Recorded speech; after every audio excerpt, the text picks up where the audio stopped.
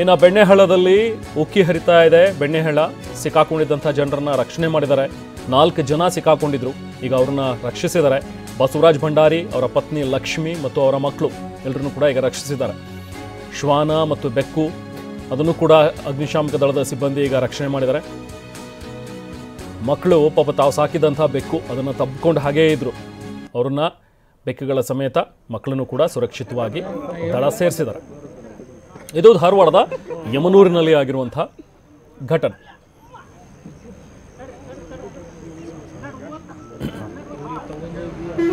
ಒಂದು ಕಡೆ ಉಕ್ಕಿ ಹರಿತಾ ಇರುವಂತಹ ಬೆಣ್ಣೆಹಳ್ಳ, ಅದರಲ್ಲಿ ಪಾಪ ಒಂದು ಕುಟುಂಬ ಸಿಕ್ಕಾಕೊಂಡು ನೆರವಿಗೆ ಅಂಗಲಾಚ್ತಾ ಇದ್ರು.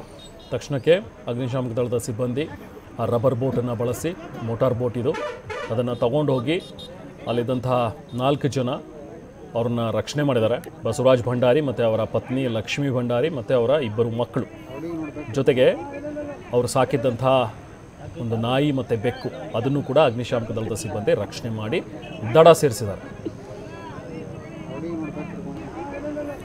ನಾವು ಪ್ರತಿನಿಧಿ ನರಸಿಂಹಮೂರ್ತಿ ಪ್ಯಾಟಿ ಅವರನ್ನು ಮಾತನಾಡಿಸಿದ್ದಾರೆ, ಬಚಾವಾಗಿ ಬಂದವರ ಜೊತೆಗೆ ಮಾತಾಡಿದ್ದಾರೆ.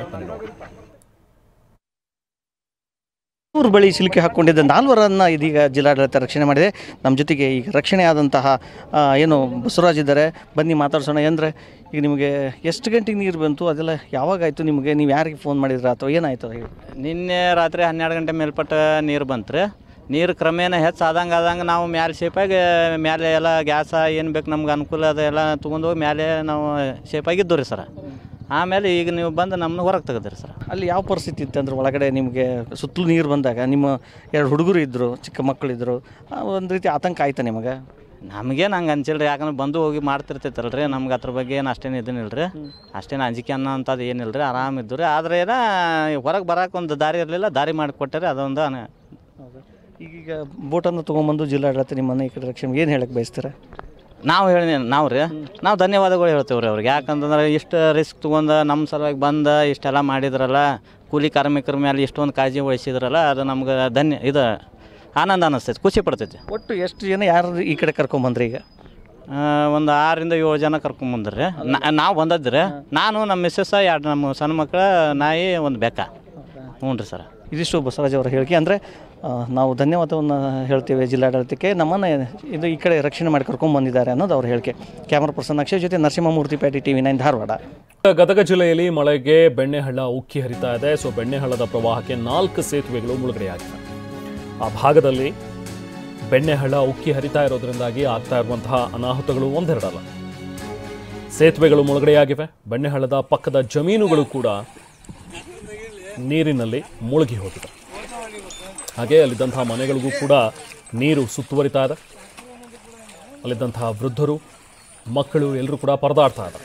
ಮೆಣಸಗಿ ಗ್ರಾಮದ ಯಲ್ಲಪ್ಪ ಪೂಜಾರ ದಂಪತಿ ಅಕ್ಷರಶಃ ಹೈರಾಣಾಗಿಬಿಟ್ಟಿದ್ದಾರೆ.